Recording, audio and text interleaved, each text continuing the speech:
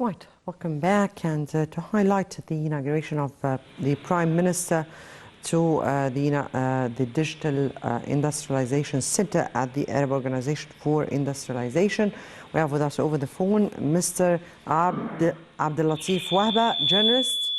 Good afternoon to you. Good afternoon. Yes, we've just seen we've just witnessed and followed with the inauguration of the Prime Minister to the Digital Industrialization Center at the AOI, and some of his statements that were said spoke particularly about localizing industry and the significance of that, and the urgent need for it. Yes, today morning, Prime Minister Mustafa Madbouli inaugurated the Center of Digital Industrialization in the Arab Organizations for Industrialization. This is, of course, as you know, that to help the government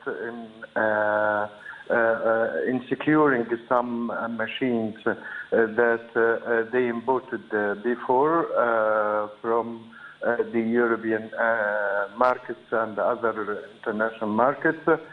This is, of course, at the same time, as you know, that after President Abdel Fattah al-Sisi ordered to develop the Egyptian rural areas on all the provinces, and also in establishing the systems of drainage system and wastewaters and so on.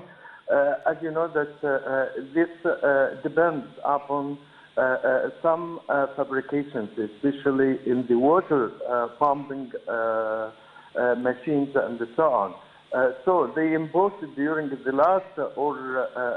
last years some of these machines from the international market. Now they are producing it in the Arab organizations, industrializations.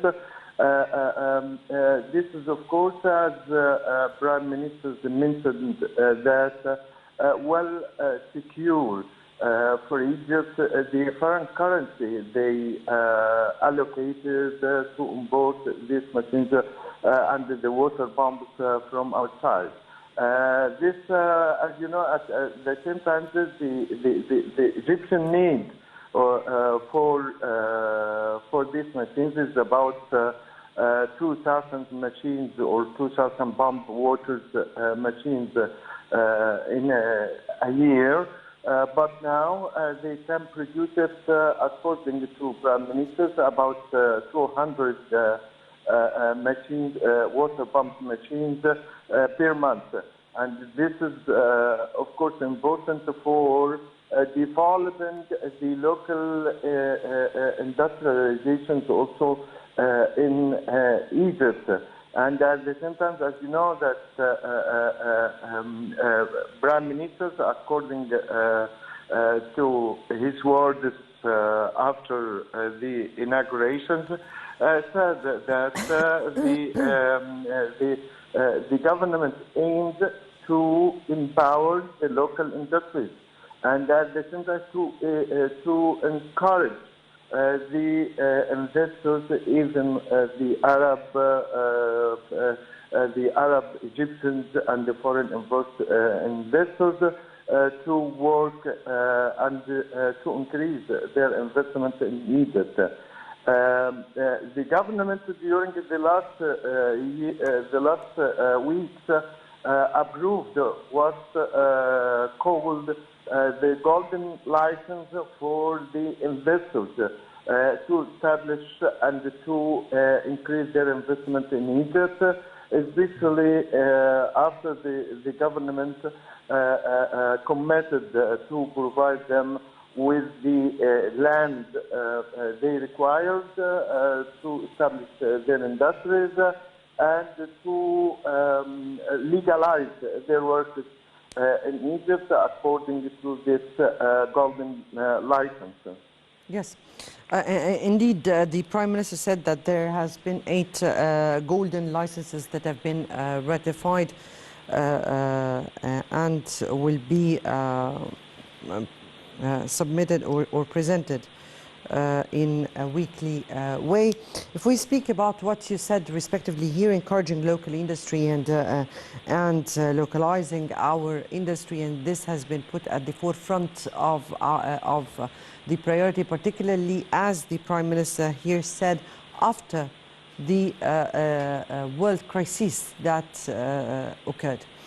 How or what steps have the government taken in this? Please, can you raise your voice? I didn't hear exactly. Right. Again,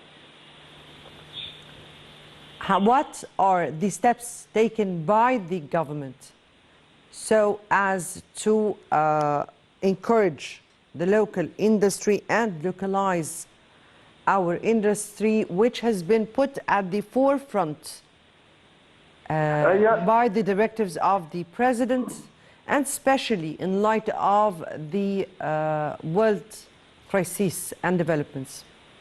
Of course, after the President Abdel Fattah al-Sisi directed the government to facilitate all the procedures of investments in Egypt, not only for the Arab but also for the foreign investors. The cabinet held a mini meeting to discuss how to implement the directions of President Abdel Fattah al-Sisi. Firstly, they approved the golden license. This is an important step for to attract the foreign direct investment. As you know that Egypt during the last year they attracted about $9 billion as a foreign direct investment. Now we have many records to invest in Egypt, especially after COP27.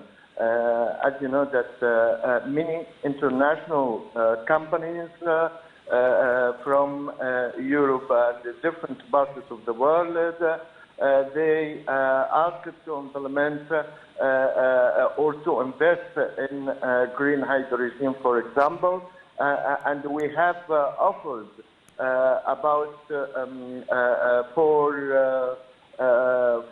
about 83 billion US, according to the planning minister Hala Saeed after COP27, and now they are trying to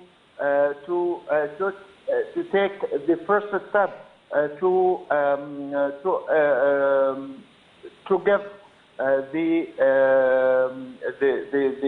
opportunities to foreign investors for the first step. It depends on how they can come to Egypt and how many they invest in Egypt. In the first step, they promised to invest about 14 billion US. So the government adopted a new policy to grant them the golden license directly to start their investment in Egypt. This one, and at the same time, the cabinet and the Ministry of Housing and also the local development ministry, they approved quickly for all the investors the land they asked to establish their investment in Egypt.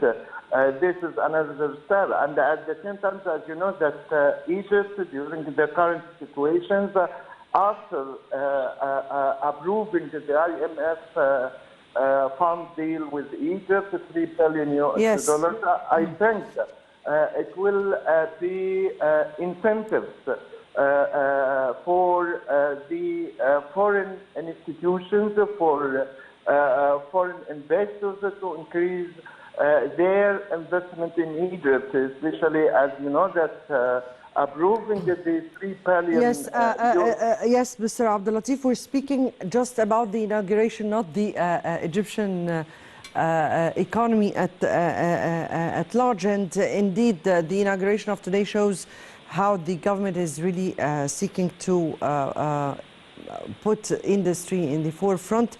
Mr. Abdullatif Wahba, journalist, we thank you so much for being with us over the phone, and we move on to our next topic, and the U.S. African summit that took place. And before we delve into our discussion, let's have this quick report, and we'll come back for more discussion.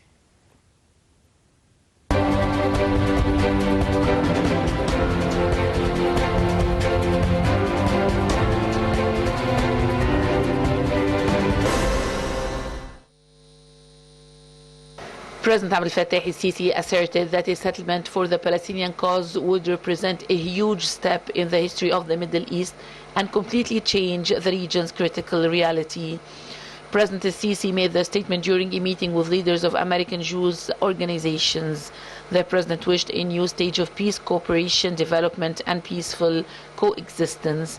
Presidential spokesperson Bassem Rodi said that the meeting asserted the significance of the strategic ties between Egypt and the U.S., as well as boosting cooperation and coordination regarding various international files.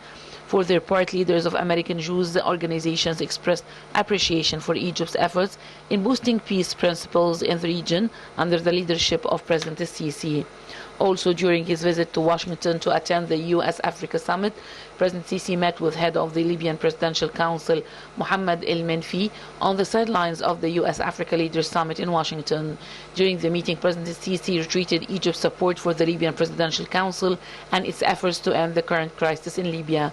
Presidential spokesman Bassem Radi said that the meeting tackled the latest developments in Libya. For his part, head of the Libyan Presidential Council asserted his appreciation for the vital role played by Egypt in restoring peace and security in Libya.